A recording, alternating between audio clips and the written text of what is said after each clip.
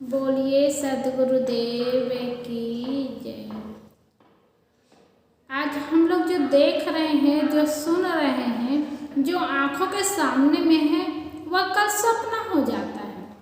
और जो सपना देखते हैं वह भी अपना नहीं होता। तो सपना तो झूठा है ही, जो आज देख रहे हैं, सुन रहे हैं, वह भी झूठा होता है।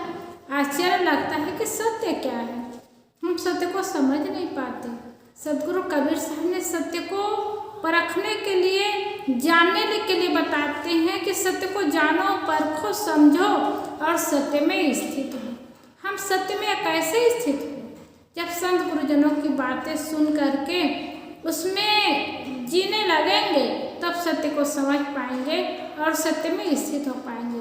गोस्वामी जी ने कहा, सपने हो भिखारी, सपना में भिखारी भी हो जाते हैं और राजा भी बन जाते हैं। तो इससे क्या फायदा है? अभी हम रात में सपना देखते हैं, सुबह वह झूठा हो जाता है। वैसे दिन में जो सपना देखते हैं वो रात में झूठा हो जाता है। तो सपना को अपना माने कि अपना को सपना माने?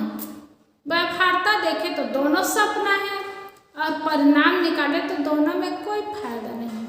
रात में सपना देखते हैं, जो सोए रहते हैं तो 9 घंटा 8 घंटा 9 घंटा सोते हैं, तो आधा घंटा घंटा भर सपना देखते हैं, वो भी झूठा होता है। और ये जो सपना देख रहे हैं 40 साल 50 साल तक देखते हैं, ये भी झूठा होता है। तो सत्य क्या है और वो सत्य में कैसे स्थित हो? एकदम निहित बात को हमें सोचना, समझना और विचार करना है। बहुत सारे परिवार होते हैं, रिश्ते नाते होते हैं, परिवार से छूटना हो जाता है, रिश्ते नाते से छूटना हो जाता है। वो छूटना होता है तो वो भी तो सपना हुआ। एक बार एक राजा रानी बाहर बहुत दूर घूमने गए थे। घूमने गए तो आए तो उन पूरा बाढ़ में उनका मकान ही पूरा बह गया था, तहस नहस हो गया था और परिवार के लोग ही नहीं रहे, गांव वाले पूरे उजड़ गए थे। तो रानी बहुत दुखी हुई, बहुत रोने लगी चिल्ला चिल्ला करके। राजा ने कहा, क्यों रोती हो? रानी कहती है कि देख नहीं रहे हो, पूरा बाढ़ आया, पूरा तहस नहस हो गया, पूरे परिवार की स्थिति बिगड़ गई, गांव उजड़ गया। तब राजा ने कहा, अरे मेरा तो राजपाट चला गया, मेरा सिंहासन चला गया, इतने दास दासी थे सब चले गए, बहुत बड़ी संपत्ति थी वो चली गई, तो ये क्या है? तो रानी कहती है, क्या बात बता रहे हो, क्या बोल रहे हो? उन्होंने बताया, मैं रात में सपना देख रहा था कि मैं इंद्र हो गया हूँ, मेरे बहुत दास दासी हैं, बहुत सेविका है और बहुत सेवा करने वाले खजांची भी है और सब कुछ है मेरे पास। वो तो सपना में सब कुछ मिला हुआ था, लेकिन सपना टूटते ही सब चला गया, कुछ नहीं है। तो सपना में सब कुछ मिला हुआ था, मैं इंद्र था, सिंहासन में बैठा था, राजपाट था, धन संपत्ति थी, दास दासी थे, सब कुछ थे। जब वो छूट गया तो ये भी छूट गया। तो रानी डांट करके चिल्ला करके कहती है, वो तो सपना था, लेकिन ये तो सत्य है और सत्य छूट गया। तो राजा ने समझाया, वो सपना था तो ये भी तो सपना हुआ, क्या ये अपना है? अरे उसको रात में देखे थे, इसको दिन में देखते थे, उसको थोड़े समय में देखे थे, इसको लंबे समय तक देख रहे थे, ये भी छूट गया, वो भी छूट गया। तो किसके लिए रोए, किसके लिए आंसू बहाए? तो विचार करें, तो विचार करने से समझ में आता है कि जीवन भी एक सपना होता है और जीवन में जितने प्राणी पदार्थ मिले हैं और सब कुछ छूटने वाला है। तो सपना से जैसे प्रेम नहीं होता, वैसे प्राणी पदार्थ मिले हैं, उससे हम कितना प्रेम करें, कितने निकटता बनाएं, एक दिन सब छूटने वाला है।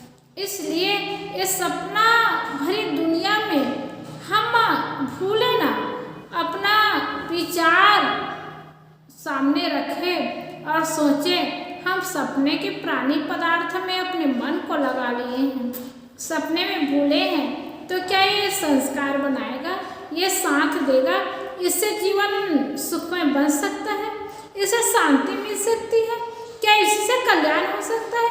अरे सपना में तो कुछ भी नहीं होता।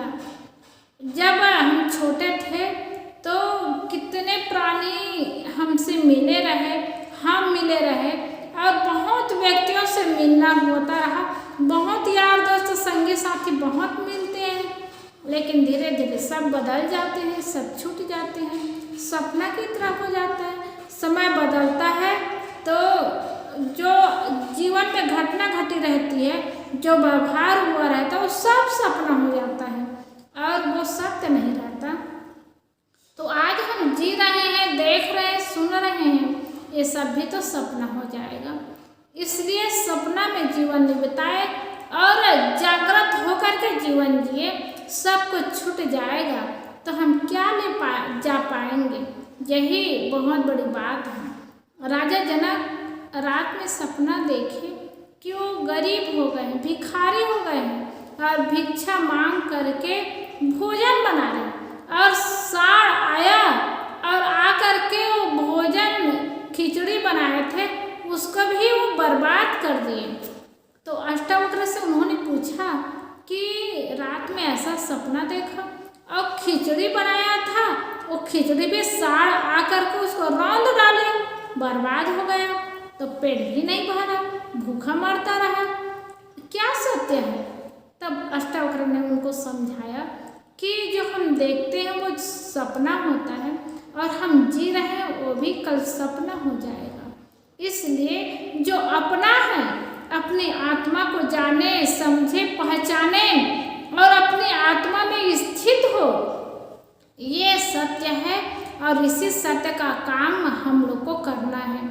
और नहीं कर पाए तो सपना की तरह सब कुछ छूट जाएगा, बिखर जाएगा और इसी में हम भूल जाएंगे, भटक जाएंगे, बार बार जन्म लेना, मरना, यही काम होता रहेगा।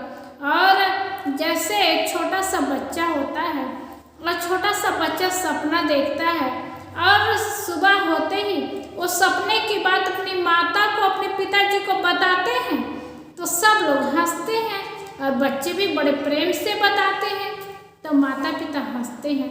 वैसे हम सपना की तरह दुनिया में जी रहे हैं और जब चले जाएंगे ना तो मौत हंसेगी, अरे सपना की तरह संसार में गए और संसार से वापस आए, कुछ तो मिला नहीं। तो हम इस संसार से जाएंगे तो मौत हम लोग को देख करके हंसेगी कि हम 4 दिन के लिए आए हैं, अपना समझ करके, अपना मान करके क्या क्या किए, लेकिन सब छूट गया और छूटने वाली चीज़ है, छूटने वाली दुनिया है और छूटने वाली दुनिया में रह करके हम अपने आप को ना भूले, अपने आप को पहचाने और सुंदर जीवन जीना शुरू करें। तो अपनी आत्म स्थिति को समझे और आत्म स्थिति का काम करें तो हम उसमें स्थित हो जाएंगे। यही काम जब हुआ तो संसार के बंधन और दुर्दाई से सबसे बच जाएंगे, सबसे हमारा बचना हो जाएगा। बार बार जन्म लेना, मरना, सबकी हमारी छुट्टी हो जाएगी। और यही छुट्टी कर लेते हैं ना, यही काम कर लेते हैं, बहुत बड़ा काम हो गया हमारा। क्योंकि जैसे एक व्यक्ति होता है और एक व्यक्ति काम करने गया है, बहुत काम किया, बहुत काम, लेकिन उनको सफलता मिली ना तो काम करने में भी उनको अच्छा लगता है क्योंकि सफलता प्राप्त किए।